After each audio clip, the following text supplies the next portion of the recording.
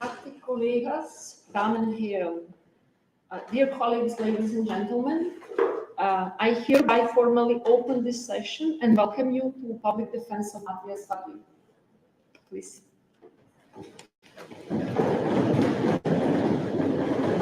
It's my honor to present the jury members.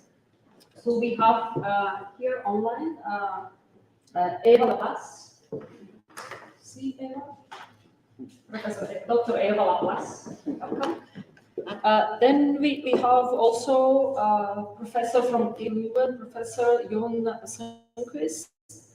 We have here also Professor Tony Arts and Professor Pablo Machon, who is the co-supervisor, and Usama, who is the supervisor. Matthias Fabry has presented to the faculty of PhD his thesis on the topic of detailed structures and evolution modeling of the tightest massive binary stars in the partial fulfillment of the requirements for obtaining the degree of PhD in science in the field of astronomy and astrophysics. Matthias has shall now publicly defend the PhD thesis, and I will invite him to give his presentation for about 45 minutes about his work and his results. And afterwards, the examination committee will ask questions and discuss about the thesis, and we will also have give a chance to the audience to ask questions to Matthias. Thank you. Please. Thank you.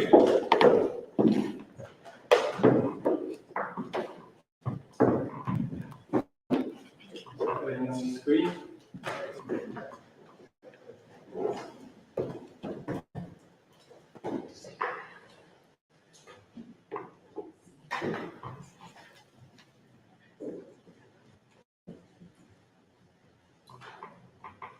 This did work 5 minutes ago. No.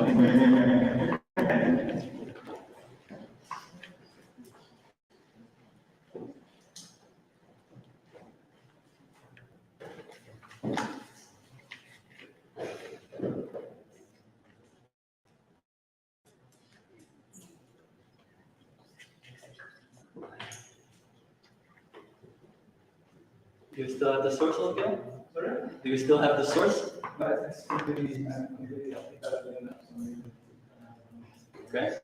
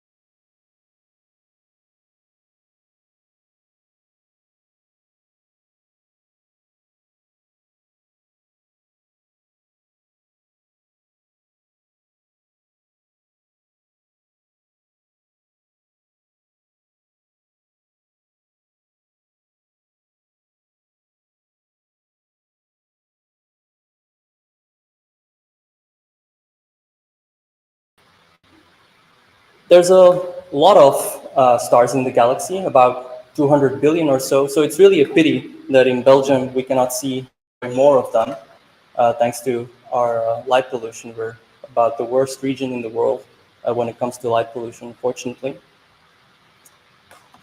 Now, the star that is most well known to everyone is the sun. And that's because it's, of course, the closest one to us here on Earth. It's only about 150 million kilometers away. That's really in the cosmic backyard, so to speak. Now, the sun is very important to us here on Earth because it provides light for us to see, heat for us to not freeze, and generally makes life possible on planets. It's still pretty big, right? It weighs about 2 × 10 to the 30 kilograms and has a radius of about 700,000 kilometers. And I will call these numbers 1 solar mass and 1 solar radius, because in astronomy we like to compare masses and radii to those of the sun. Finally, from the image here, which is taken by the solar orbiter satellite, we can actually gain a good insight as to what the sun is made of. It's definitely not solid, not a rock like the Earth is. It's actually made out of gas, and it was in 1925 that, oh, by the way, that was the Earth to scale. And it's mostly made out of hydrogen and helium gas. This is what Cecilia Payne found out in 1925. So now that we know the sun is made out of hydrogen and helium, let's make a star ourselves. And we're going to do this via our little recipe that I designed. And along the way, we'll learn a thing or two about how stars are structured. So let's start. We take a large pot, and for every 3 parts hydrogen, we add 1 part helium. Okay, that's fairly simple. Take our pot, we add 3 parts hydrogen, 1 part helium, and add it to it. Very easy. Next, add a sprinkle of metals to taste. Well, okay, so let me take my salt and pepper shakers and sprinkle in some metals. These are carbon, nitrogen, iron, titanium, all of these. And these elements are actually made by a previous generation of stars, because the Big Bang didn't make them. And to confuse chemists, everything that is not or helium is called a metal in astronomy. But of course, chemists must think we are crazy, because the carbon and nitrogen are definitely not metals. But anyway, next, stir using a gravitational spoon. Okay, now this is a very special spoon that I have in my kitchen, and what happens when I stir with this is that all of this mass that we added will start gravitationally attracting toward each other and form a dense ball. Next, the mixture will condense and boil spontaneously, allow heat to escape. So we definitely don't want to cover this up with a blanket or something like we do with bread dough, because as soon as gravity starts working, this gas is going to start heating up a lot, and to allow this heat from the central regions to escape outwards, some of this material will start spontaneously boiling and then radiating the heat away. So that's what's happening now. And then finally, we don't have to put this dish into the oven, apparently, because it turns out it burns on its own thanks to nuclear physics. And that's because actually all of the hydrogen that we added, it became so hot in the center of this mass of what will become a star, of course, that it will start fusing into helium. It's about 10 million degrees in there. And that provides it energy on its own to keep the star burning or alive, let's say. So that's it, that's our star. So in summary, a star is nothing more than a large collection of gas that is self-gravitating, and it performs nuclear fusion reactions in its deep interior to keep itself from not collapsing, actually. All right, now in the real universe, of course, stars are not made with cooking pots and gravitational spoons. They are instead made in these large clouds of gas and dust that you see here from a picture from the James Webb Space Telescope. This is actually one of the very first images that were released, which was back in 2022, I think. And you see here on the bottom these yellowish brown clouds that, as soon as they start contracting and collapsing, form new stars out of the gas that is there. You can see some of them popping up in these clouds. Now, as soon as a star gets formed, it will start evolving, right? That's because, again, it's in this continuous battle between gravity trying to crush the star to one point and nuclear fusion reactions trying to keep the star up. And generally, we split stellar evolution into 2 parts. First is the main sequence. And this is where hydrogen is fused into helium in the very center of the star. And this will take about 90% of the lifetime of the whole star. And we call this the main sequence because if you look out on the sky, and you note the temperature and the luminosity, which is a measure for brightness, and you plot them on the diagram like this, which is called a Hertzsprung-Russell diagram, we see that actually most of the stars fall along this sequence from nice.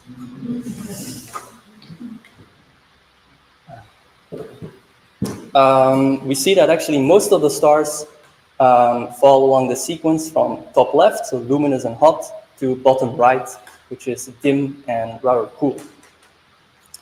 Now, the last 10% of the life is called the post-main sequence, and that is where all other nuclear burning stages occur. So hydrogen in a shell, or helium to carbon to oxygen, and even all the way to iron.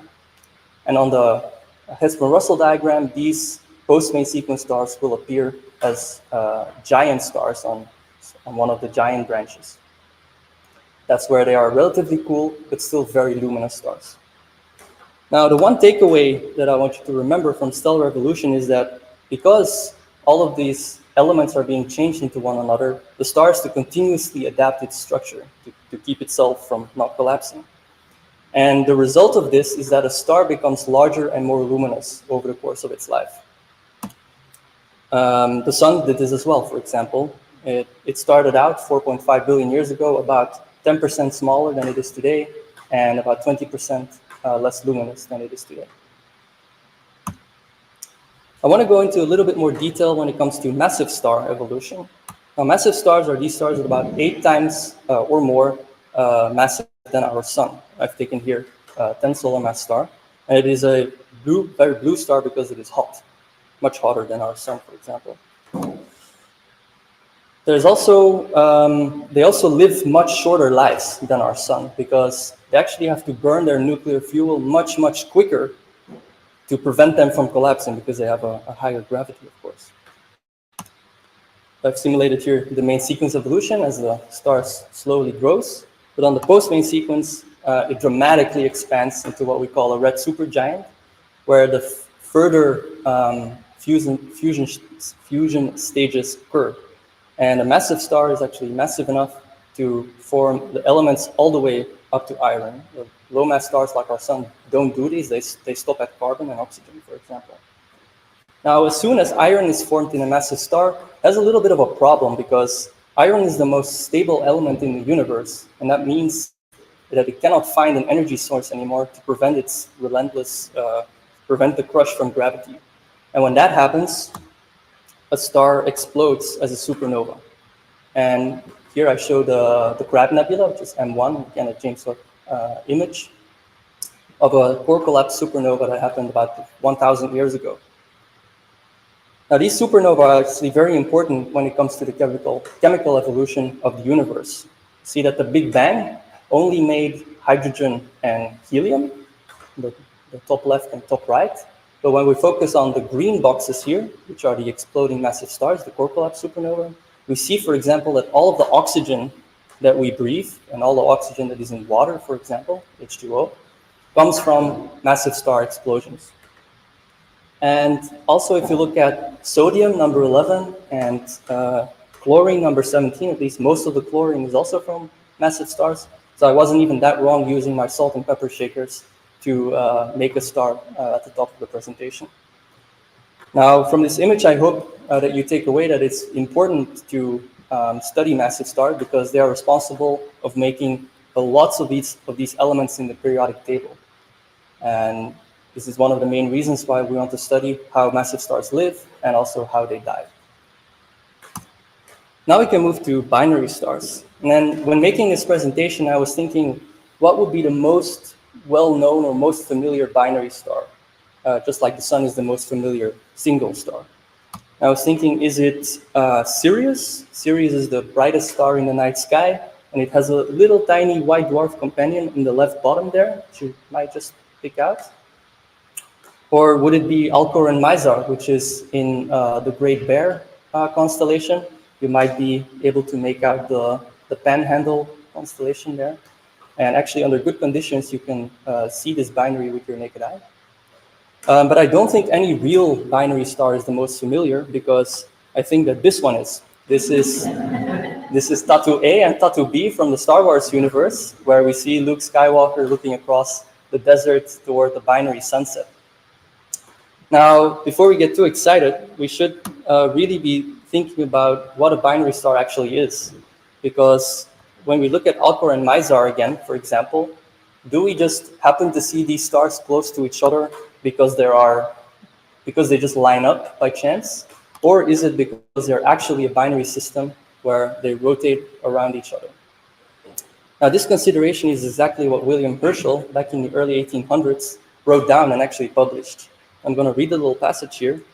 If a certain star should be situated at any, perhaps immense distance behind another, we should then have the appearance of a double star. But these stars, being totally unconnected, would not form a binary system. If, on the contrary, two stars should really be situated very near each other, they will then compose a separate system, and they remain united by the bond of their own mutual gravitation toward each other. This should be called a real double star. And so with this passage here, William Herschel formalized what we now call optical doubles sometimes. This is the left diagram here, or actual binary systems, which we study in modern astrophysics, which is, of course, the situation on the right, where gravity is the force that keeps stars orbiting each other. The next consideration about binary stars we should think about is whether they are rare or not. Because if binary stars are rare, then maybe we shouldn't put so much effort into studying them. Now, I'm not the first person to ask this question, because over the last 20 years or so, many astronomers have meticulously studied lots of stars and star clusters and really counted how many stars are in binary systems. And the result of all this endeavor is summarized in this graph right here. This shows the multiplicity fraction, which is the amount of stars that have at least one companion near to them, as function of the mass of the primary star, the heaviest star, if you will. So when we look at this graph and look at the mass of the sun, so 1, we see that the multiplicity fraction is about 50%, meaning that half of the sun-like stars are alone, like our own sun, it's a lonely star, but the other half have nearby stars orbiting this central star. The other important thing to notice from this graph is that when you go up in mass to the massive stars, again, higher than 8 or higher than 10 solar masses, this number is essentially 1, meaning that almost all, if not all, massive stars come with a companion. So 1 or maybe even 2 companions. So let's consider such a star, such a binary star where 2 masses are orbiting each other. And let's ask ourselves the question where the combined gravity of these 2 stars will pull new objects to. Think maybe a gas particle that is floating around. We can figure out exactly that by drawing what's called the Roche potential. The Roche potentials show you the 2 deep wells where, imagine a marble maybe, where it will start rolling in towards one of the 2 stars. But of course, when you're further away, remember this system is rotating, sometimes rather quickly, then the marble would actually get flung away, just like on a carousel if you sit on the outside. This is the same view of that Roche potential, but only from the top down. And I've indicated 5 Lagrangian points. These are points that are balanced, because when you sit on one of these points, the force towards one star is actually balanced by the force toward the other star, if you count, of course, also the rotation of the system. Focusing on the inner Lagrangian point here, L1, this defines the Roche lobes of the 2 stars. And this means that any particle that is inside the left-hand side of this figure 8 will fall towards M1, the first star, and on the other side of the figure 8, you have that a particle will fall towards the second star. This is going to be important for binary evolution. So let's exactly do that. Let's do evolution in a binary. I have here 2 stars, and I've drawn the Roche potential between the line connecting the stars. And you see that their surface corresponds to a certain level in this Roche potential. Now, as we start evolving our stars, we have learned that the most massive star will evolve most quickly and fill its Roche lobe first. Now, a star doesn't just stop there. It still wants to keep growing, and so it grows beyond its Roche lobe. Now, what would you think would happen to the matter that is now floating above this balance point there, above this L1 point? Will it just stay floating there? Well, of course not. It will actually start falling towards the secondary star. And this process we call mass transfer, where we have that the donor star is giving up material to an accretor star.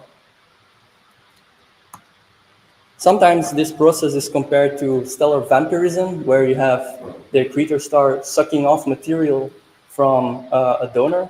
But I don't quite like this analogy because the accretor has little to no agency in this process, because it is the donor that is overflowing the Roche slope and giving material on its own volition. It's doing all the work. So maybe I'm in favor of calling this stellar blood donation if we want to stay on theme. And actually, I think this comparison is not that bad if you know that the accretor star will look younger when it has received this new blood, so to speak. But anyway, let's put binarity in context specifically for massive stars. Now we've seen that the binarity on its own is about 100%, so almost all of the massive stars have a binary companion close to them. But when we study the orbital periods of these binaries, we learn the following. It turns out that about 30% of these massive binary stars have orbital periods that are so long, they're separated so far from each other, that each of the two stars will actually evolve as if it was single. It can grow, and it will not fill its Roche slope, it will not do any mass transfer. But that means, of course, that the other 70% do. They have orbital periods that are short enough that during their lives, the star will grow and start donating material. And in this pie chart, we distinguish three types of interaction. The envelope stripping, which signify the donor stars that are losing material. You have the accretion, which is, of course, the accretor stars that are gaining material. And also mergers, which is exactly what it sounds like, where you have two stars coming into contact and then merging to become one. Now recently, or actually, fairly recently, it's been determined that it's actually very common also for stars that undergo binary interaction to actually come into contact, like I just showed here with my hands. And this is definitely because all of the mergers need to go through a contact phase, because you cannot smush two stars together without having them touch first. But also quite a fraction of the envelope stripping stars and the accretion stars turn out to go through at least one contact phase. And recently, this number has come to about 40%, which is nearly half. So this means that if we want to make models of binary stars, of massive binary stars, then we cannot ignore contact phases in our models because they occur actually quite often. So this brings me neatly to contact binaries. And yes, I will call them peanut stars because of their particular shape. Now let's see how we make one such peanut star. Now there's various scenarios in which contact binaries might occur. In this presentation, I will focus on only one of them. But let's start with two massive stars in an orbit of 1.4 days. And I've drawn here the diagram where I show the masses, 25 solar masses on the left, 17 solar masses on the right. And also note their mass ratio, which is just the right number divided by the left-hand number. It starts at 0.7. Now we'll immediately stop here and appreciate how close of an orbit that actually is. Remember that the Earth goes around the Sun in about 365 days, but these stars, being dozens of times more massive, orbit around each other every single day. So this is extremely fast, and to really drive this point home, this diagram is to scale. It's actually not common or not often that astronomers can put diagrams to scale, because usually distances that are involved are so large. But it is actually true that these stars are born so close together that only about, I don't know, two of the stars can fit in between. Now let's start stellar evolution again, and the left-hand star will still evolve the fastest because it is the more massive, and it will start filling its Roche slope. Next is a phase of mass transfer because it overflows its Roche slope. And mass transfer is this m dot that I showed there at the bottom with the arrow pointing where mass is flowing. The result of this is that now the right-hand star has become more massive than the left-hand star, but the left-hand star is still the most dominant. It still evolves the fastest because its core is still working here. So what's next is a case of slow mass transfer, where there's still material flowing to the right-hand side, but you can notice that the right-hand star is starting to catch up. It also evolves quite fast now because it has recently gained mass. And in this configuration, this is where our contact binary is formed. Now, this contact binary can live for millions of years, or an appreciable fraction of the lifetime of these stars. And this is where we most likely are observing contact binaries today.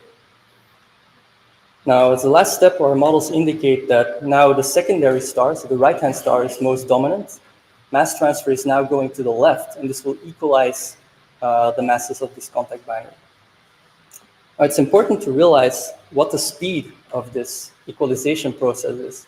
If it's quite fast, then we expect this model to predict lots of equal mass contact binaries. So contact binaries where the two components have about the same mass. If, on the other hand, this equalization process is slow or can be delayed as much as possible, then we're going to see more contact binaries that are unequal, unequal masses. This is going to be important later. Now, the end result of a contact binary, because these stars keep growing, is that they merge. And that's because after they grow so much, they start losing mass on the outside of this Roche potential. Remember? You can see that on the simulation here where gas is flowing outward. Yes, it's flowing outward. Now, such a merger is a really violent event, right? We have these two massive stars that are coming together, merging into one. Lots of matter is flung out, and probably the system will brighten a lot as well. Not supernova level bright, but still a decent amount. Now, recently it's been suggested that this process is actually a good mechanism to form massive magnetic stars, because actually from other mechanisms, it's hard to actually form massive magnetic stars. On the bottom of the simulation, you see that a previously almost non-existent magnetic field gets amplified by 6 orders of magnitude as a result of this merger. And in this scenario, we've actually been able to confirm observationally in a system called HD 148937, where in the middle of this nebula, you see the magnetic star. And actually, the nebula is the material that was ejected during the merger, which happened in the past. Now, next step in our endeavor is to count how many contact binaries there are and what their properties are. And I make it sound like a very easy thing. We just point our telescopes and scan the whole sky and then find where all the contact binaries are. But this is actually an endeavor that takes years and years of work and also years and years of data analysis to really identify what the contact binaries are and what are not contact binaries, of course. But when all this is said and done, we come to this histogram of the observed contact binary population. And I show, again, their mass ratio on the bottom here.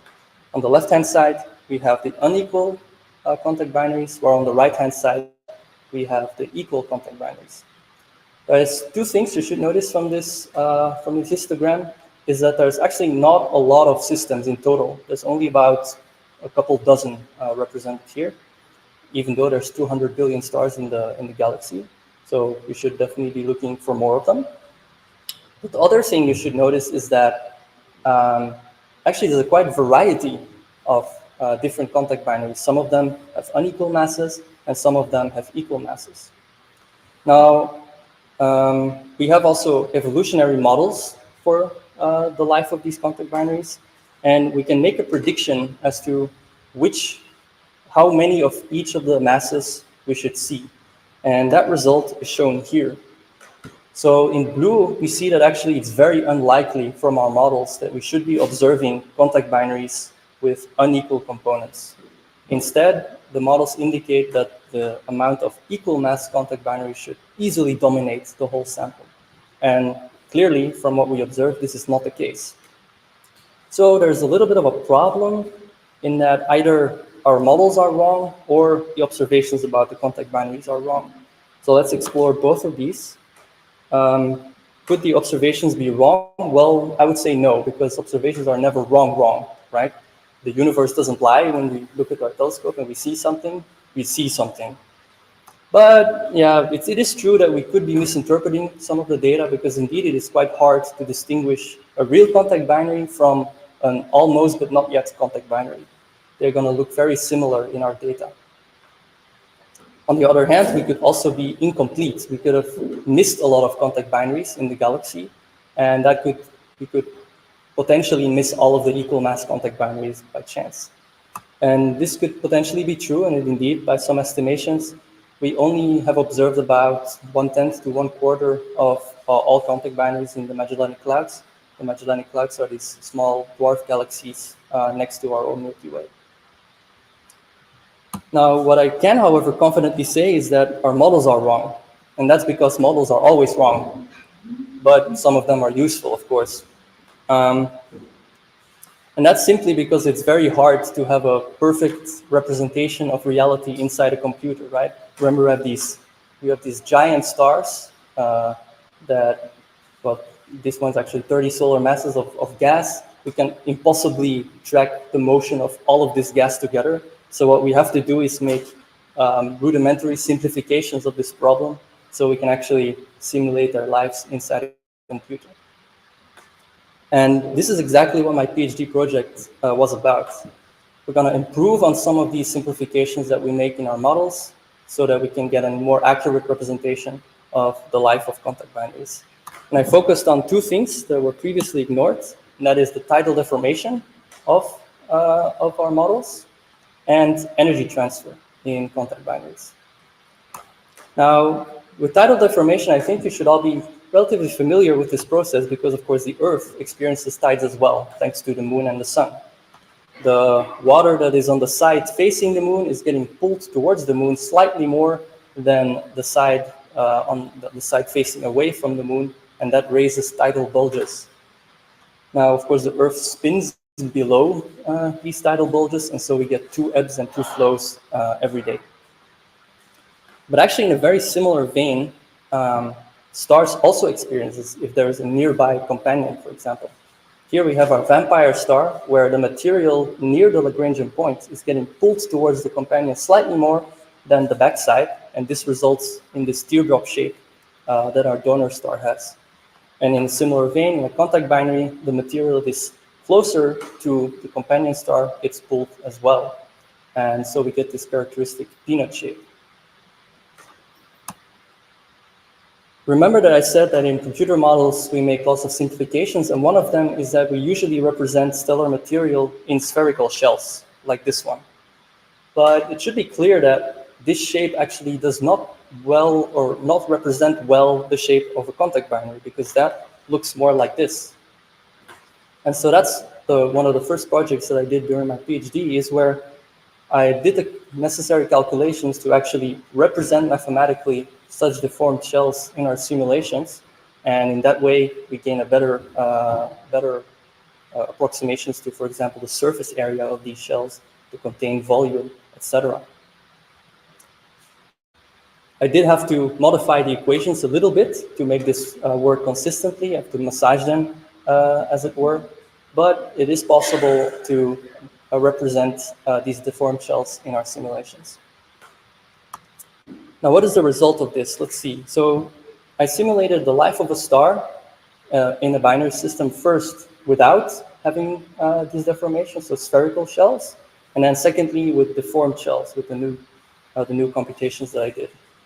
And as you see, as time moves on from left to right and the amount of hydrogen in the core decreases, the star grows, as you see. But the star that is deformed, those are the colored graphs, is slightly larger than the non-deformed star, about 5% near the end of its life, or near mass transfer, actually. And you could say, well, Matthias, isn't this obvious? Yeah, deformed star is obviously going to be larger than a non-deformed star. Well, the only thing I'm saying is that this matters if you know that some of the observations that we make, especially when it comes to radius, for example, can be better than 3%. And so if you have such a very accurate measurement of a star, it's going to matter whether you compare this result to the red track, for example, or to the blacktrack, because you're going to get a different answer for, in this case, the age of the star, the amount of hydrogen left. The next process I studied was energy transfer. And I want to make a clear distinction here between energy transport that every star is doing. Again, remember that heat from the center of the star needs to be transported towards the surface, either by convection, that's bubbling, or by radiation. But in a contact binary, there can be actual transfer of energy from, in this case, the left-hand star to the right-hand star. And that happens on top of the energy transport that the stars are doing on their own. Now, energy transfer in itself should be quite familiar in everyday life as well. There's many cases where we move energy from one system to another. For example, refrigerators, right? Here, P is the inside of a refrigerator, and then we use a compressor to move heat from right to left here and dump it into our kitchen. We can also run it in the inverse direction and have a heat source. This is a nuclear power plant, for example, that heats up water. That becomes steam or superheated liquid sometimes, and that will drive a turbine and then cool thanks to maybe river water or something. Now, all of these applications here have one thing in common, is that they use a working fluid, like a gas or water, to move heat from one system to another. And this thing is actually also happening in contact binaries, probably. So the gas of the stars themselves will act as the working fluid, so it will probably circulate in some way, and in that way, heat is being moved from left to right, for example. But we must admit that actually we're not quite sure exactly how this flow works. Is it more like the refrigerator? Is it more like a power plant? We're not quite sure. Well, what we can do is the following. If we assume for a moment that this energy transfer process is very efficient, then we can expect that the outer layers of a contact binary are in some way going to share the properties of both of the stars, or both the cores of the stars in the middle. And this is exactly what I did during my PhD, to implement what we expect we would see if energy transfer was very efficient. And we can do that into our stellar models, also thanks to the previous project. Now remember that we have this large discrepancy between the observed contact binaries and the modeled contact binaries when it came to their mass ratio, this figure here again. And next question I wanted to answer was, can energy transfer, this process of energy transfer, which slightly changes the structure of these contact binaries, help mitigate or improve on this discrepancy? Well, let's see. It's not the answer I was hoping for, unfortunately, but you can maybe see that there's a slight decrease in the amount of equal mass contact binaries and a very slight increase in the amount of unequal contact binaries at around 0.6 there. But it's definitely not enough to explain the difference. So that must mean there must be other physical effects and processes that we haven't yet considered into our models. And I want to discuss one of them with you, and that is on the initial period distribution of binaries. Recall that for a contact binary to form, we needed two stars that were born very close together. So with an initial period of at least probably shorter than 2 days. And the commonly used distribution that we use is called Oepik's law. And that tells you that it's actually a high probability that a massive binary will be formed with short periods, and a lower and lower probability that a binary will be born with longer periods. Now, if you run models that actually all of the models that start out with periods in the blue region will prefer forming equal mass contact binaries, whereas the red region there will prefer to create unequal contact binaries that then potentially still equalize later. But let's now suppose the following, that if the initial period distribution was a little bit different, say that they start out or will get born with longer periods and then grow and grow together as time passes along the main sequence, then a much larger fraction of the binaries that start out can form these unequal contact binaries that we are observing here. And actually, this process where binaries are formed wide at wider periods and then grow closer as they go along the main sequence is actually supported both theoretically and observationally. I show here two mechanisms with which this can happen. For example, on the top, we have that actually when a massive star or massive binary forms, it could already start burning hydrogen while it is still embedded in its cloud of gas.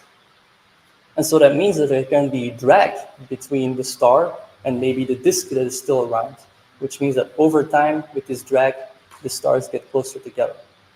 In a similar vein, when there is a third star around a binary, this can also have the effect of bringing two stars together as they age. So this means that in the next studies we do, when modeling contact binaries, we should really consider these scenarios where along the main sequence, stars can be growing closer together, and maybe this will reveal that we can form more unequal contact binaries. So now I come to my summary and conclusions. We see now that actually most of the massive stars, if not all of them, are in binary systems. Especially if when you go higher than 10 solar masses, this fraction is only almost 100%. We've seen that 70% of all the massive binaries engage in interaction. We have short enough periods that they overflow the Roche loop.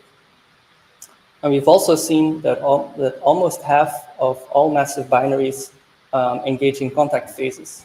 So this means that we can really not ignore these contact phases in our modeling. The result of all of these contact binaries frequently is that they merge and then they create potentially magnetic stars or create these brightened novae. However, from the models of contact binaries, there's still a large discrepancy in the mass ratio distribution. We see a lot of unequal mass contact binaries, but our models don't quite predict that amount. So during my PhD, I implemented tidal deformation in the evolutionary models of closed binary systems, where I was able to represent these deformed shapes, and found that when you do this, you get 5% different surface properties of these models. Next, I investigated the energy transfer process and see if this had an impact on the mass ratio distribution of contact binaries, but I unfortunately had to conclude that this wasn't the case. However, I did identify that other processes might be at work, such as the star and binary formation, which I think can really not be separated from contact binary evolution. And with this, I came to my end, and I can only thank you for your attention, and I will take any questions.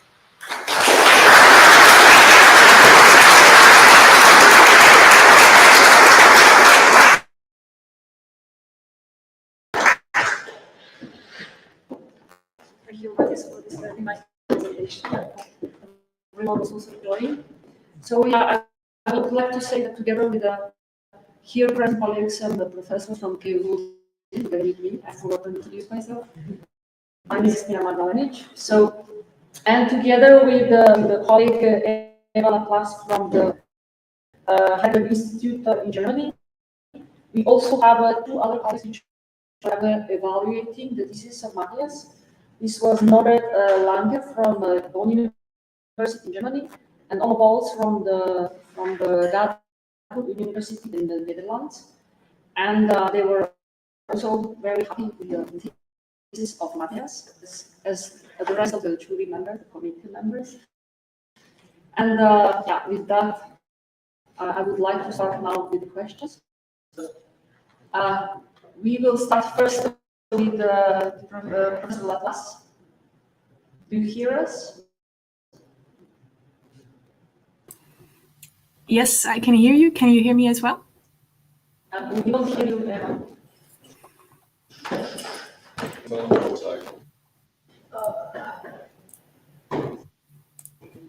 Hello.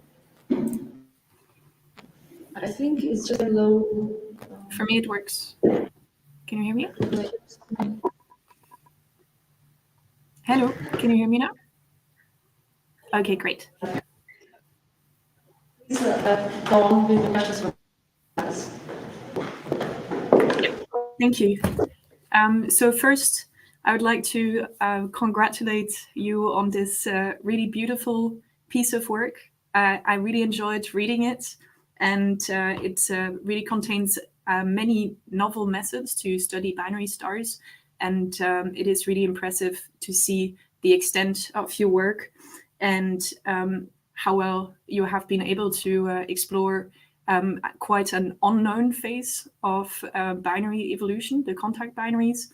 And so I'm really excited to see what you will do next. And so, of course, I also have a few questions for you. And the first is something you already mentioned in your presentation. And that is that contact binaries appear to be quite difficult to find, despite the fact that from the theory, we expect that there should be quite a lot of these contact binaries. So can you tell us your ideas why this is? Okay, let's see. So indeed, I alluded to the fact that it's quite hard to distinguish an actual contact binary from a new but not quite so contact binary. But I believe that it's not the primary reason why we see so few of them. Why do we see so few of them? Because it should be relatively easy. Because if you have these large photometric surveys, for example, which give you light curves, in principle, it's fairly easy to pick out these nice sinusoidal light curves. But usually what happens is that those measurements on their own are not enough, or usually not enough to confirm the status of the contact binary. So that's why afterwards we do spectroscopic follow-up of these targets, and that takes extra time alone to do the proposal and also to do the data analysis to actually confirm the status of such a contact binary. Yes. And can it have also something to do with the time scale in which these stars are actually in contact binaries? Can you tell us something about this? So the example that I gave in the presentation was what I call late contact formation, where the contact binary actually forms only after several phases of mass transfer. So in that case, I would say only about around half or maybe 30% of the main sequence lifetime of these stars will be observable as contact binaries. But still, I would say 30% of the lifetime of such binaries is still a considerable fraction. And so I would have hoped that there would still be more that you observe. Although it could be that when I said that maybe most of these contact binaries form thanks to orbital shrinking, that it even happens later on in C. So that could be the case when we don't observe so much. Yeah, thank you. And so I believe in your thesis you have also found some interesting correlations in how these contact binaries are found, like in which configurations. So how would you use your findings to maybe identify even more of these systems?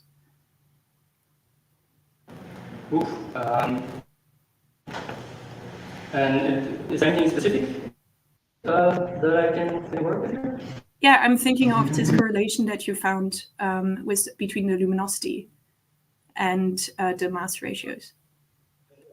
Yeah, that's true. So again, under this assumption that energy transfer is very efficient, that means that despite potentially very different masses, velocity of those stars are going to be fairly equal. And this can be a telltale sign for these stars to be in contact or not. And indeed, it's true that in one of my papers, I identified some candidate contact binaries that, along with this extra information, might indeed have a stronger case of being a contact binary. Indeed, that's true. I forgot about that.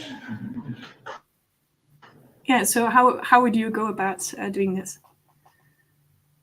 Okay, so yeah, so if you have, if you observe, for example, the lighters of potential conflict dynamics, the ratio, which can be measured from the light, I believe, can give you indication in the whether such a binary is in the contact or not. Under the assumption that energy transfer is efficient, of course. Yeah. Thank you. Yes. Then I have just one more question, if I may.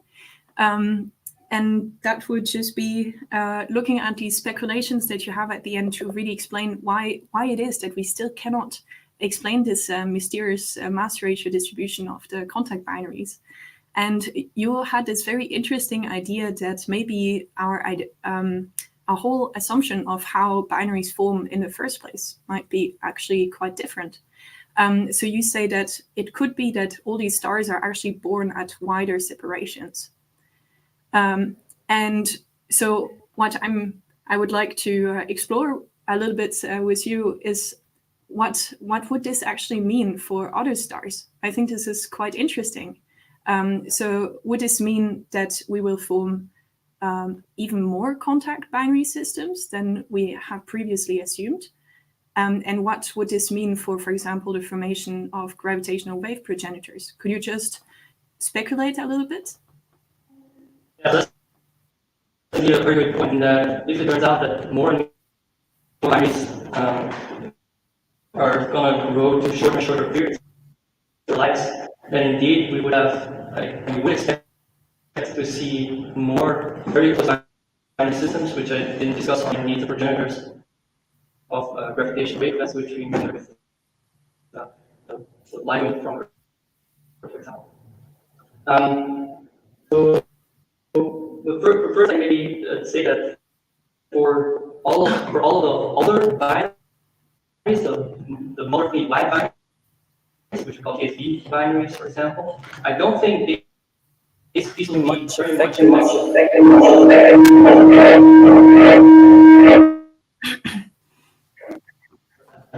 I don't think the PhD binaries will be affected much because they will only interact in the postmate sequence anyway, and so you shrink the binary by a few days, then that's not gonna matter too much.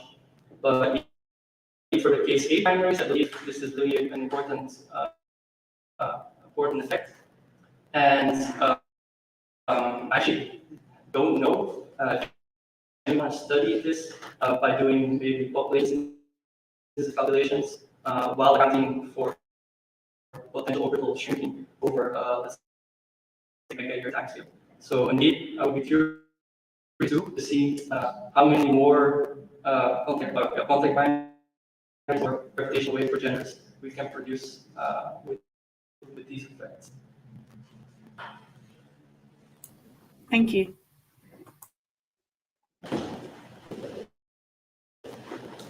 Thank you, Eva. So now we will go to our local jury member, Professor Matthias, please. Yes, thank you, Matthias. As this before, congratulations again to a very nice piece of work, and also congratulations to your presentation today from my side. I really enjoyed it. It was a very nice presentation. And I do, of course, have some questions. And the first thing is a little bit on following up what you just discussed about, and that is that you mentioned during the presentation that it's not so easy to distinguish whether observations of these contact binaries they actually are in contact with each other or not. And it got me thinking, how would you find out in the first place? I mean, how would you say that? Because that's not directly observable. Observations never lie, but you take a spectrum. You don't see if they are in contact. So how would you go to deduce whether these stars are really in contact? And what are the uncertainties that you alluded to. Yeah. So the uncertainty that I showed you before was really from a photometric standpoint, where from the light curve, it's almost it's a most geometrical effect where whether a star is in contact or not, the amount of light that reaches us from that system is going to be very similar. And to break this generality, we can add extra information, as you say, from the spectra of these stars, where we get an absolute size of the system by measuring radial velocity, for example.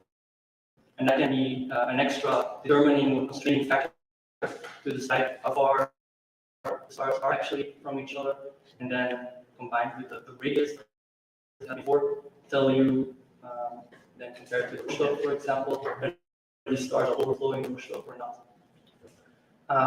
The specific uncertainties on these measurements, I'm not unfortunately too familiar with, but I can imagine, of course, from a metric standpoint, the longer you measure your system, the better you can get because the signal-to noise goes down. And in a spectrum, also, because analyzing these contact binary spectra is also not an easy feat. You know this better than I do. We really need high signal-to-noise data. Luckily, we have large telescopes that can get us there. That's true. And I have another. It's a mix of it's also a little bit, of course, take this opportunity of my own interest because, of course, when we talk about these contact binaries, you want to identify the point, and you showed it very nicely in your talk how they swell up, right? If you wish, as they live their lives, and then they start to blow. That's where you first get that contact binary, etc. Now, the thing is, of course, as you know very well, that there are things like technical terms for you, what is your uncertainties in these as well, in terms of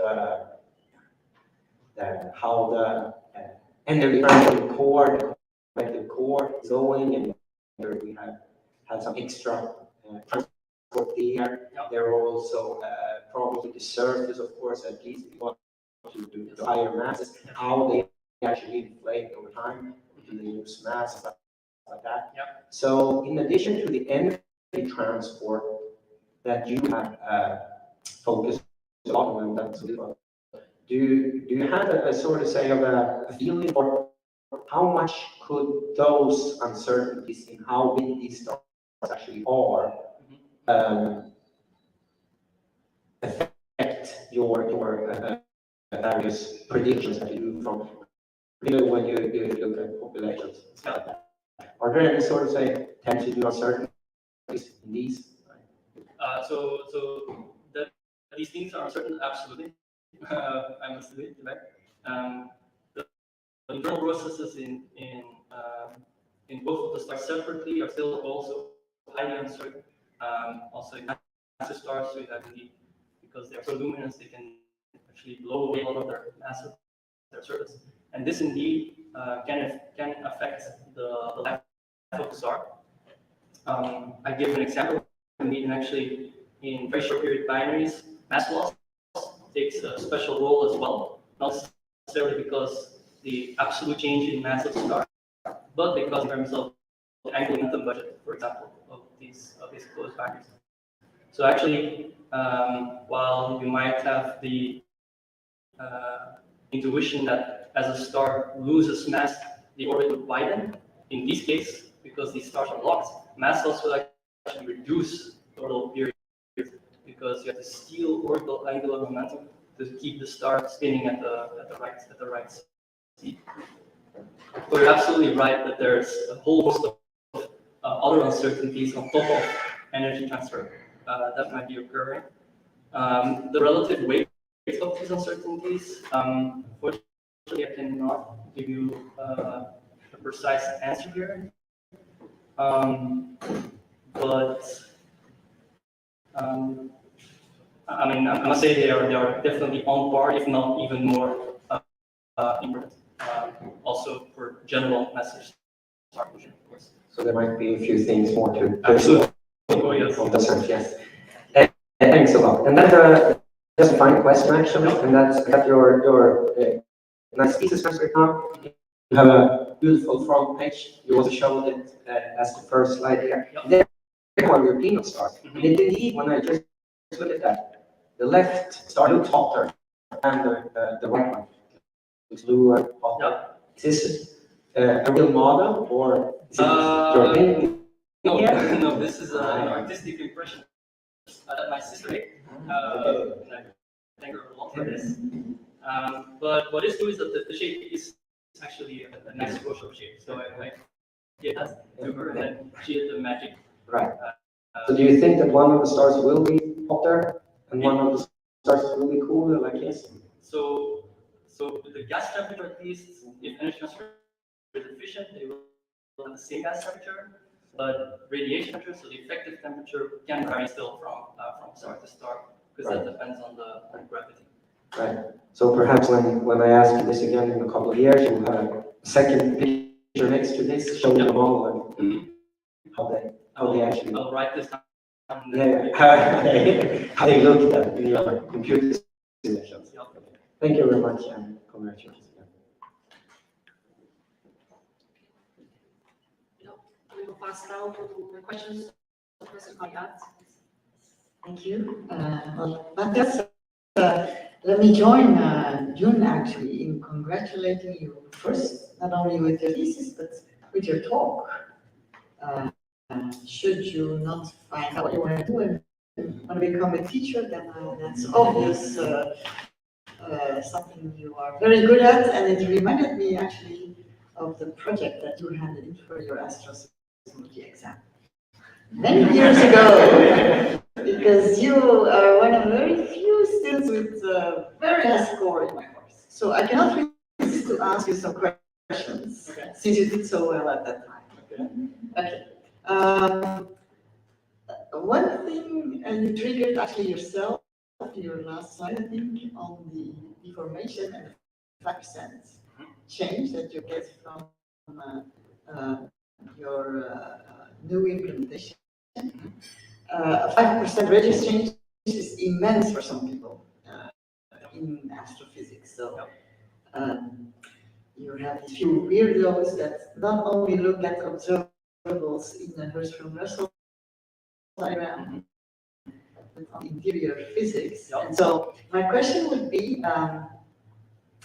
how would you go about merging these two communities of stellar emission and astroseismology in the sense that either people compare observation and data in Hertzsprung-Russell diagram or the Kiel diagram? I'm not even talking binarity here, just now general. Then you have others who actually make seismic diagrams. And for me, it would be a natural thing to do is to produce seismic observables from your beautiful models, right? Would you go about defining a third axis somehow, or how do you think this could help us evaluate any stellar structure models, whether single or binary stars or binaries, whatever? What would be the best procedure in your opinion? That's a $1 million question here, I think. Let's see. So first, I want to clarify that this 5% difference that you see from the four models only occurs at the surface. So inside the star is still well approximated by a sphere because it's quite dense and really close in. So specifically for example, seismic data, which comes from the near-core region, for example, I wouldn't say that, or I wouldn't need to say that my models will create a difference there. However, I do realize that the outside of the envelope of the star that is affected by this deformation is the resonating cavity, where the waves are propagated towards the surface. So indeed, I am very interested, and I've told you this many times already, to produce astroseismic models from a deformed star or in a deformed cavity, because I believe this is not been done yet. And this will undoubtedly change the frequencies of these modes and probably also the amplitudes. And if this is a measurable effect on its own, then we can even tell something about the shape the star has instead of only what its radius is or what its mating properties are. And that indeed would be very interesting. So that would add indeed a sort of extra dimension to our models where we can infer how deformed the star is, and that couples maybe back to the rotation it has, or indeed it's part of binary system, how hard it feels is short. So I agree with you. So following up on that, I have a hard time to speak the same language with stellar evolution people sometimes. So from what you're saying, then I translate the fact that your deformation right now is a result of a sort of post-processing when you compute the inner shells and then you deform according to a formalism, which is that the case? No, so no. They actually do the stellar evolution computations on deformed shells instead of the non-deformed that we did before. Yeah. And so you don't need any post-processing to get the correct properties, let's say, after effect. Okay, so when we compute frequencies from your models, they will be different than when we compute frequencies from spherical models that are deformed afterwards according to another sort, right? Well, yes, probably yes, because the outer structure specifically will change according to the deformation and because yes. Yes, okay, then we definitely need to talk more in the future. Okay.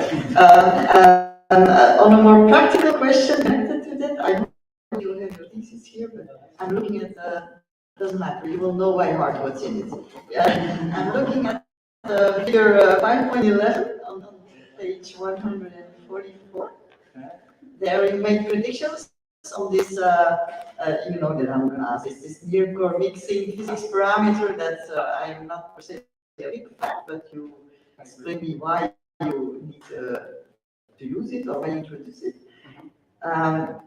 Can you think of a direct observable for this, to use this plot sort of to estimate this B parameter? You see what I mean? I see what you mean, but I think this is going to be very hard because it's degenerate with so many other parameters in simulation.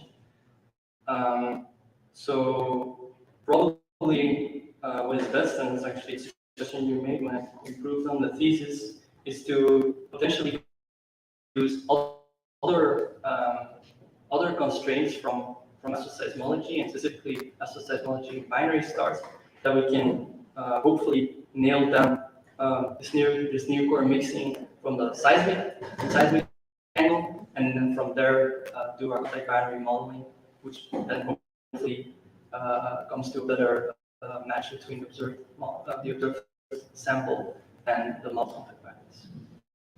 Okay, then can I do one more question? Because I'm intrigued by the fact that you actually predict, or well, you don't predict, but nature tells you that the contact binary should be of equal mass, right? That's what you sort of over time. Yeah. Yeah. Yeah. So if they are in that stage, will they have the same oscillations? Oof. I cannot resist. So, okay. So let's answer it from the most basic points, that if they're truly the same stars and have truly the same mass and the same internal structure, then I would say yes, they will have the same oscillation frequency. However, it is not guaranteed that during the evolution of this binary that the cores are actually adjusting to the same sizes. And in that case, even though the total mass is the same, they might not necessarily have the same oscillation properties.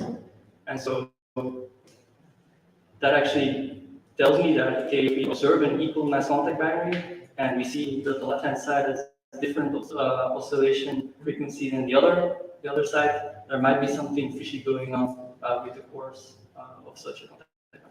It's not fishy, it's just different. Well, yeah. Okay. I think I'll stop here because else I get all excited about complete our research. Thanks a lot and congratulations again. Thank you. So now we will go to the PhD co-supervisor. So Professor Pablo Marchand, please. So I have already asked a fair share of questions in the past years, and I will give up this opportunity. And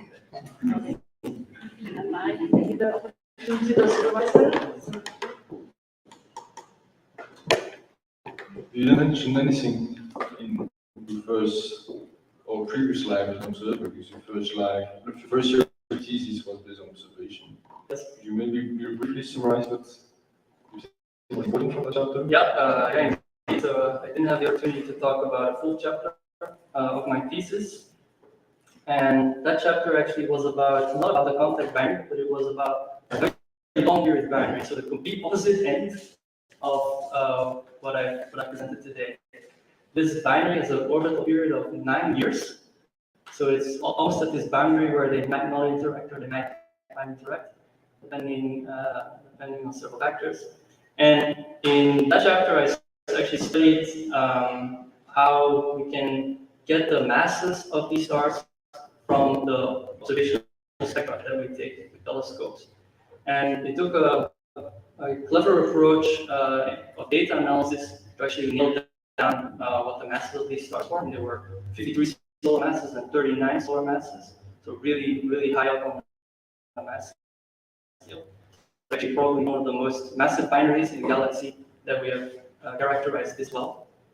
And that is still important, not because they will interact or because they are contact binaries, but because with this mass measurement, we get a very accurate anchor point in, as I say, the exponential diagram for single stars of this mass. And that's going to be important when we produce new models of single star evolution, for example. Is there any chance from the data that you have measured and modeled, that system will have been a triple before, is the one you mentioned? So it is possible, or I would say it is not impossible, that the 53 solar mass star back in the day was a type binary that merged. But I would still say that either it merged during the formation of this star, or it merged very early on the sequence. And probably we're not gonna see much difference from a single star in that respect. If I remember correctly, we still had a CNO problem when comparing with evaluation. Yes. But I believe that the uncertainty in rotational mixing, for example, is still high enough that it can be explained in that way. And again, if we merge early enough on the main sequence, then there shouldn't be any nitrogen enhancement anyway that can come to the surface afterward. All right, thank you. Okay, so now it's time for me. Oh. So I really also congratulate like everyone else on a very beautiful, nice thesis, excellent work, and very good key presentation. So I will have a more general question. So now, from the point where you stand today, with the knowledge which you have, if you would look back and would do the thesis again, with all the work, what would you do different, or if you would you do something different? Yes, definitely. I don't know whether the Julia programming language already existed in 2020. I think it did, although maybe in a very basic form. And I would redo the computations that I need to do the title information in Julia, because in Python it's a mess. It takes so long, and you have to write C code that compiles in Python, it's really not that great of an experience. So in that sense, I would go to a faster programming language and immediately do it fully there instead of having to fiddle with these Python things. From a scientific point of view, however, I don't think I would have done anything differently. I mean, many times during my work, there was the option to actually explore other effects such as rotation mixing in contact bindings, for example. But I think I made the right choice in deciding to focus on this energy transfer problem and get a feel for how we can do some of the properties that I've discussed to fuel new studies on contact bindings. So in that sense, I don't have many regrets. It's very nice to hear that not only the jury is happy, but also you're happy with your work. So, what would you suggest to the future PhD students? Do well. From your experience, except the language. Yeah. So no, definitely, I would encourage them to take this star formation into binary evolution under a careful consideration, because I think with the tools that we have, we can actually make pretty good models of this already. So we don't need many more software development or other development to start producing new results of these contact binaries. So I think that is something someone can take with knowing what I've done. Okay, great. So the last question. So now, if you would have a lot of opportunities and new technologies and a lot of money, of course, nowadays, what would be your dream observations which you would want to have? That's a good question. So, that's a big observation that I want. I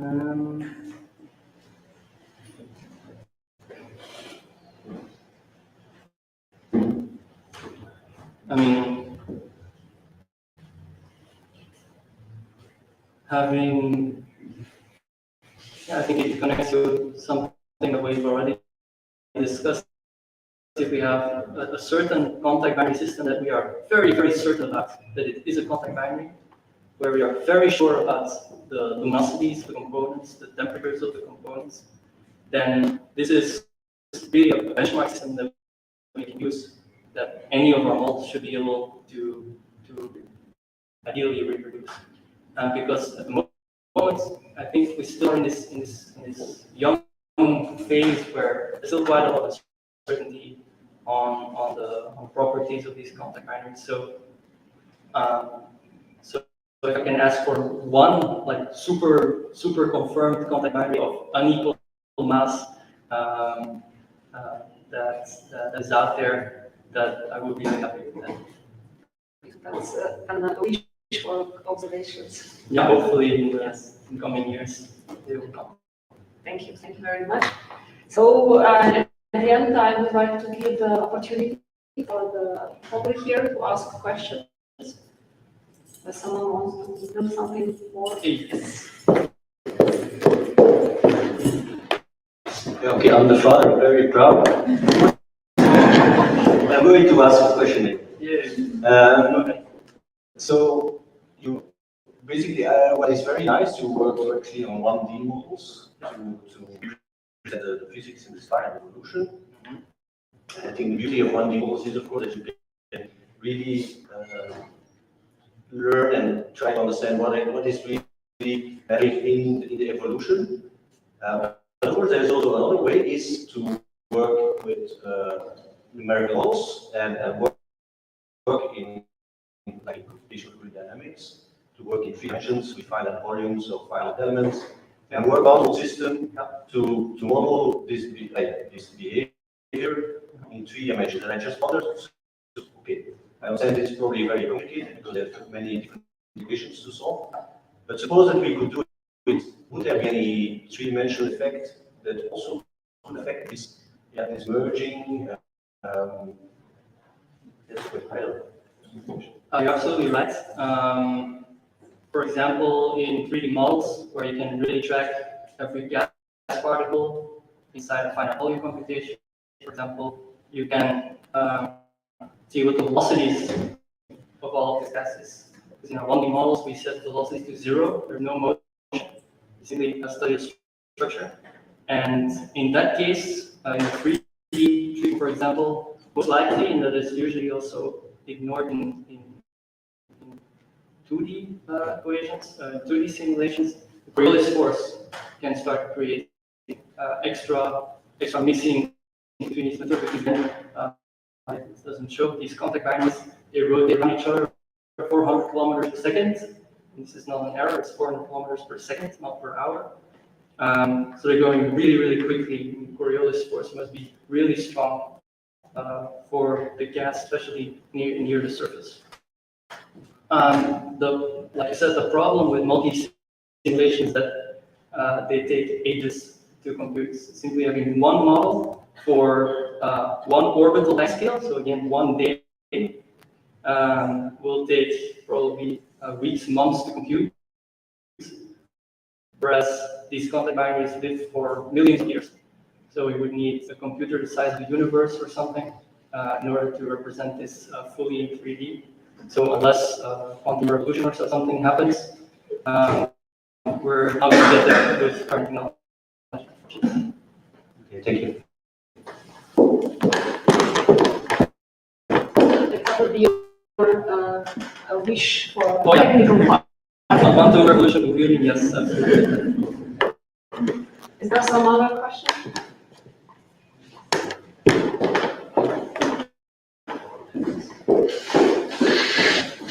That was a great presentation.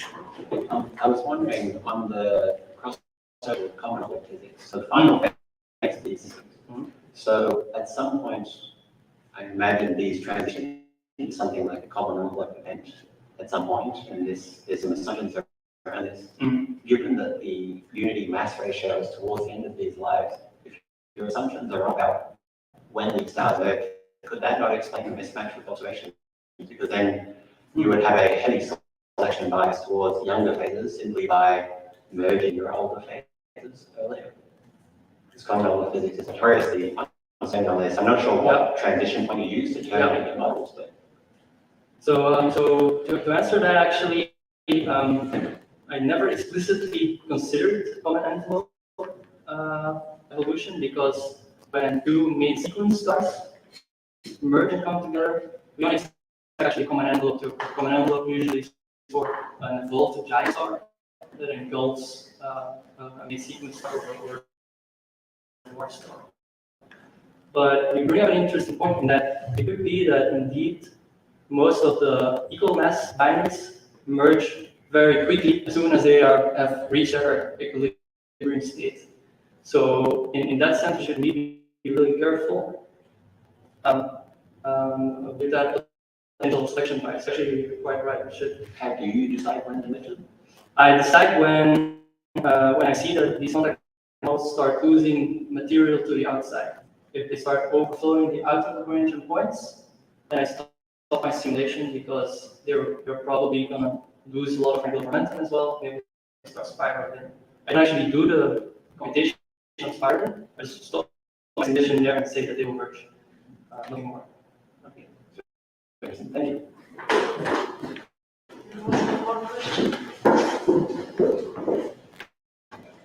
Yeah, so, well, thanks for the presentation again. This was really, really good. I was wondering about the backfill of all this. So you've explained that these energies, they last for like a few million years. But I was wondering about the backfill of the preceding phases. Okay. So presumably that the giant star also lasts for 2 million years, like this general evolution. Yeah. But then once like the reverse loop start overflowing, how long does it take for this system to like become a peanut shape? Okay, so yeah, indeed. So in the example specifically that I showed you today, let's say that about half of the main sequence lifetime has to occur first before first mass transfer phase started. So for a 20 solar mass start, it will be about 2 or 3 million years or so. But as soon as mass transfer starts, until the contact binary is formed, it's probably probably one more million year, I think. Which means that again, as I think I answered, about I think 30% of the lifetime of the primary star will be a contact phase.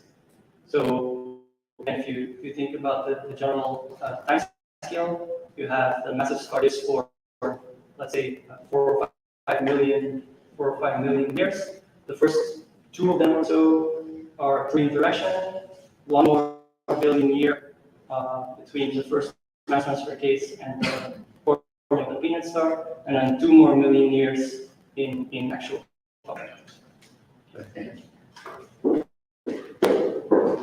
Are there some more questions?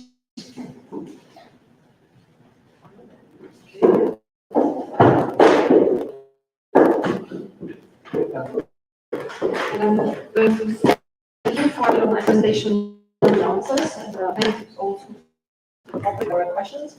And now Julie will go to the revision.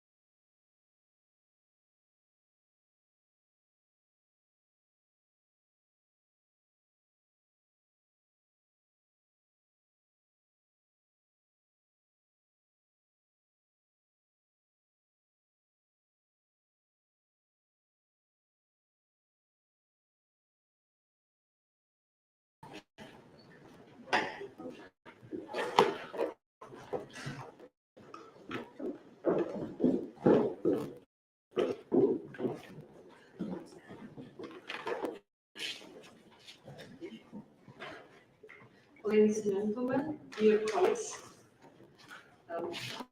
Matthias, I have the honor to proclaim the results of the deliberation of the examination committee, which is appointed for granting the doctoral degree in science, astronomy, and astrophysics. Matthias, you have presented to the faculty the PhD thesis on the topic of detailed structure and evolution modeling of the tightest massive binary stars in the partial fulfillment of the requirements for the PhD in science, astronomy, and astrophysics, and you have successfully defended this thesis in the public session for the examination committee. Congratulations. With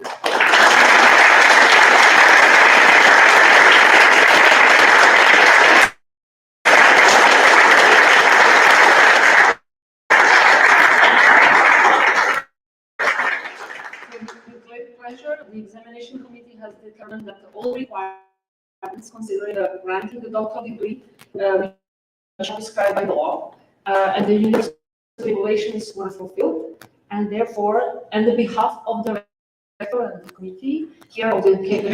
Leuven, and I would like to give you your degree, doctoral degree in science. Thank you. Congratulations.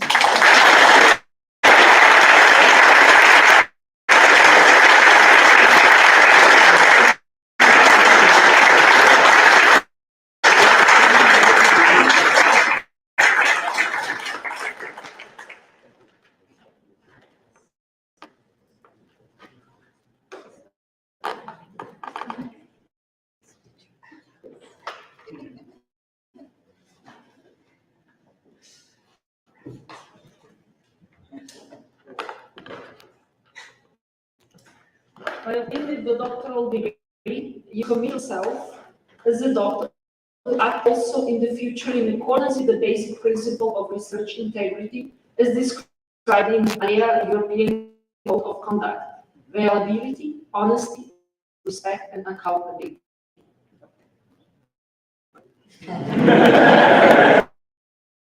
I'm very glad for that. We now close the session. I will also still give the word to your supervisor, who will pleasure.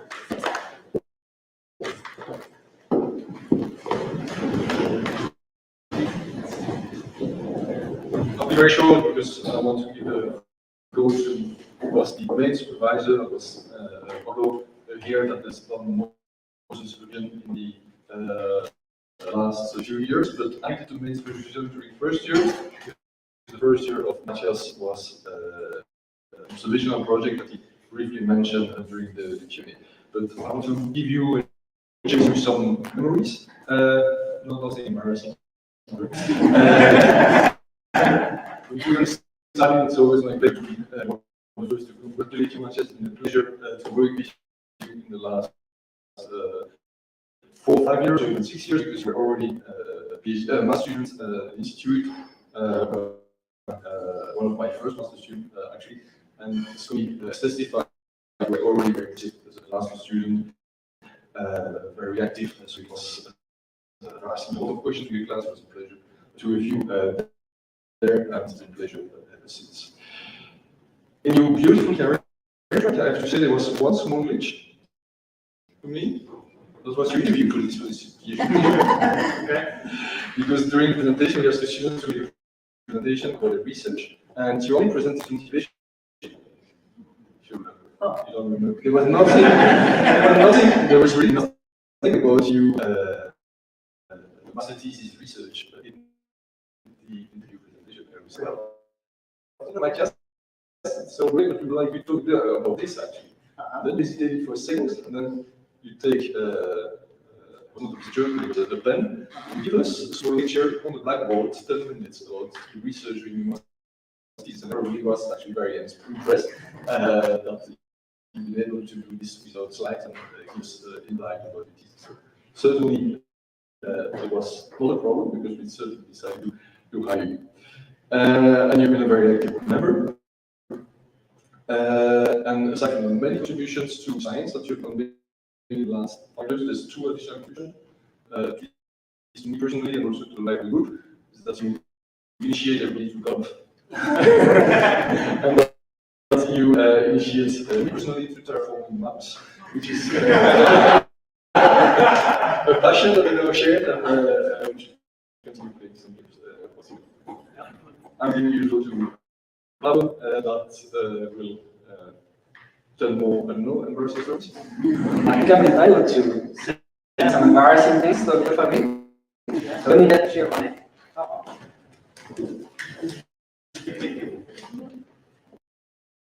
So I guess the first thing that was super impressive, that was a beautiful presentation. I think it sets the bar for me. I need to say it's entertaining, yes.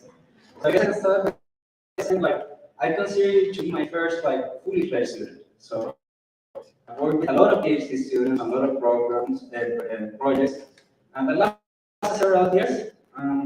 But you're really the person that I thought this is a nice project with a lot of time investment. If you dedicate yourself to this, we can get this done. So in that sense, as I was saying, I guess one thing I more or less teach for me is something that looks like this. It's just a bunch of tiny points, and the second here is don't screw up, because this is the first time I'm giving this, so many people will remember before. Okay. So well, let's get started. How we met, I think the first time I heard about it was when I came for my interview for the FWS. I met Luke briefly, and he told me like, come here, there's this very good student that's coming over, running from a couple of floors to us, that he was doing a bit of observational astrophysics, and that he wanted to go towards the medical side. And it was later on when we arrived, we had more or less an extensive meeting where I told you, like, look at these peanuts. They're cool. No one has worked on them for 4 years. I think it's mostly because people are afraid of them. And then you were excited about it, you like it. And one thing I want to mention is that it's extremely valuable that when a student agrees to working with you for such a long period of time. So I can say from our side, when we tried to get some money, we might invest about net. We agreed to supervising him for a few hours of the week. You're agreeing to work with us for years. Dedicate a large fraction of the years of your life.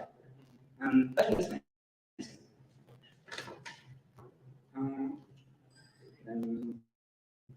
Thoughts? Yeah. So the first starting thing I think that could be said about intenses around this day and age is COVID. So I arrived here, discussed it, but then just a few months afterwards, we were all locked down and had to move into this particular stage of life, which I think was tough on all of us, but I think we dealt with it very well and kept being very productive throughout the entire thing. It was always a pleasure to discuss with you, even in the non-ideal situation. I was, as usual, worried about this as the development of a student. I think a very important part is moving in and out, but I guess you did get some experience going to Amsterdam and on, and I hope those are very valuable experiences for you to grow. Absolutely.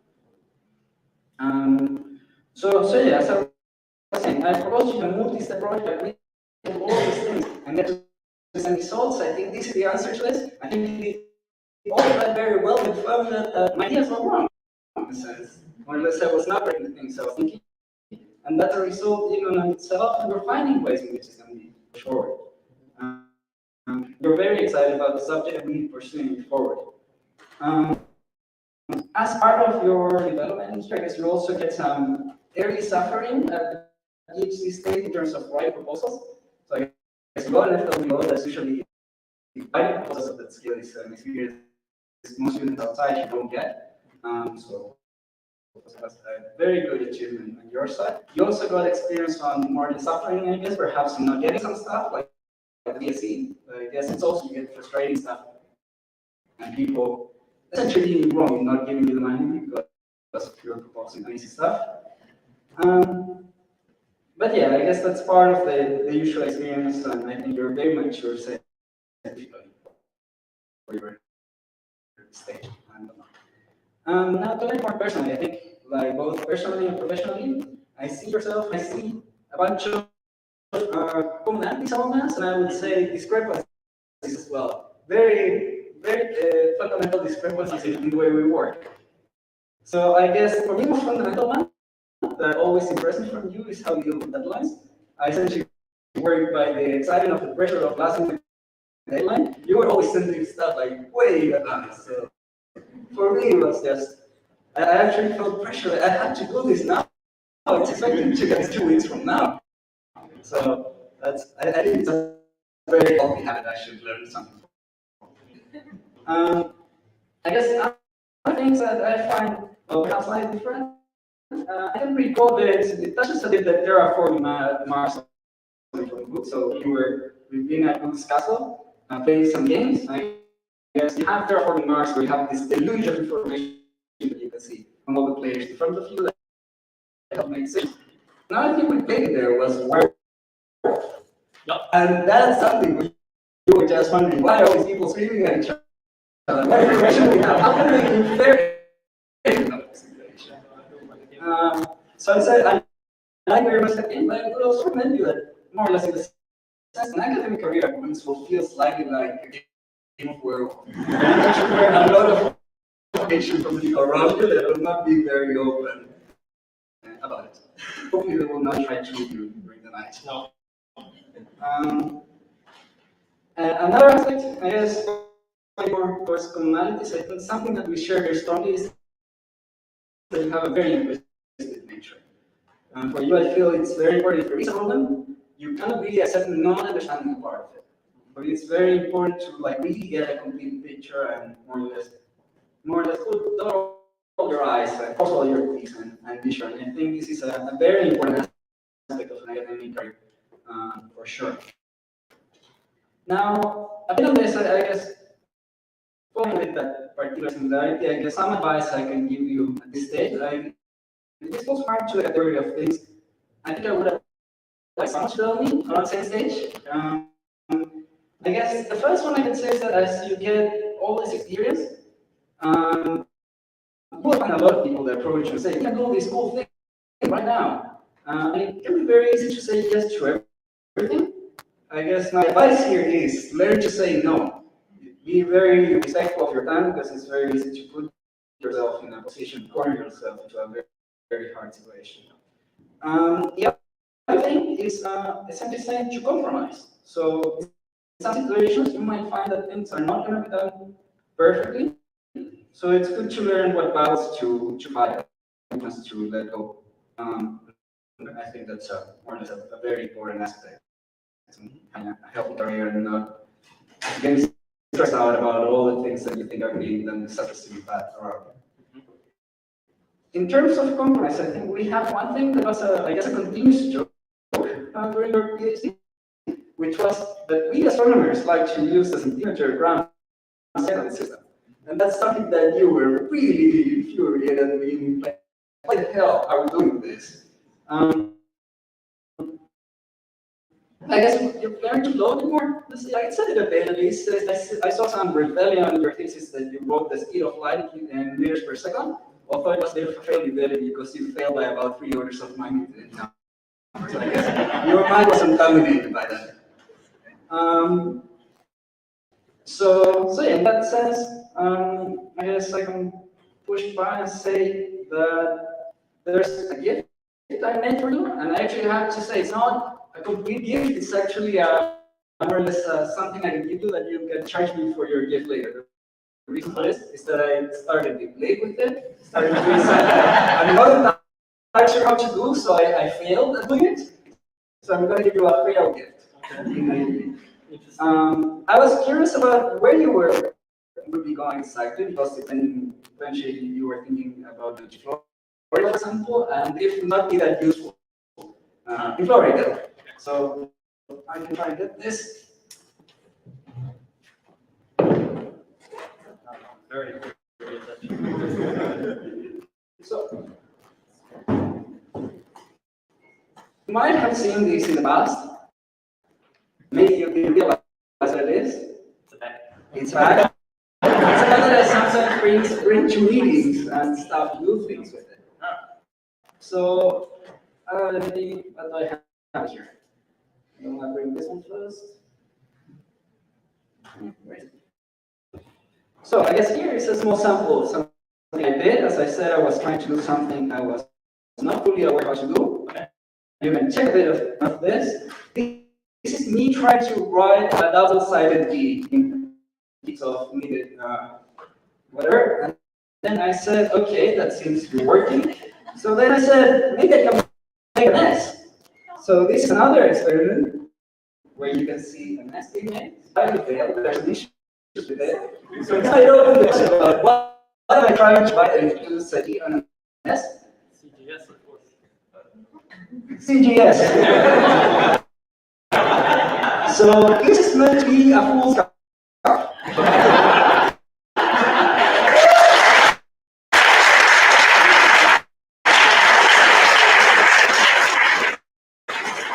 So many things like the previous, my initial experiments were not good enough, and it's not sufficiently perfect for my standards. So I close it off and I can give it to you. You can decide whatever to do with this, but you're still supposed to get full star about.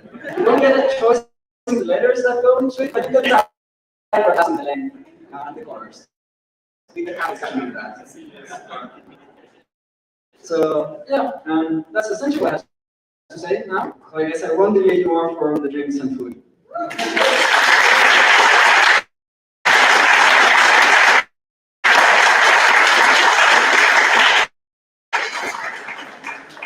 So, Chris, now it's my turn.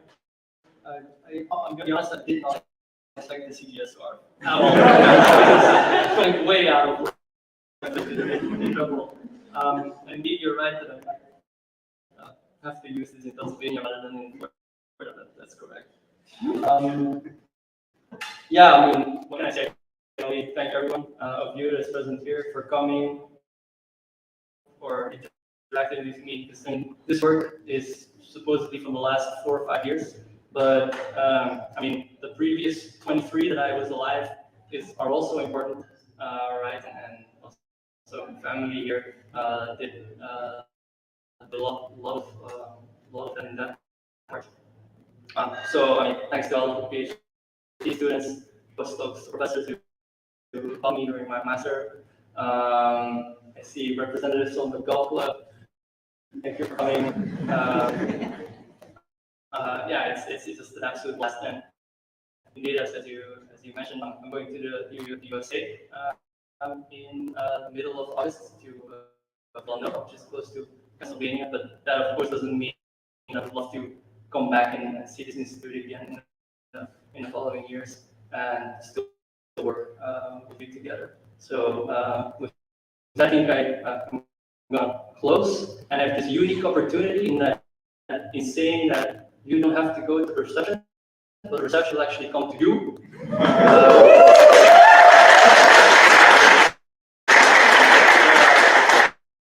only thing that I may want to ask you is to maybe get some of the chairs to the side so that the staff doesn't have to do that for us. So thanks again, and enjoy.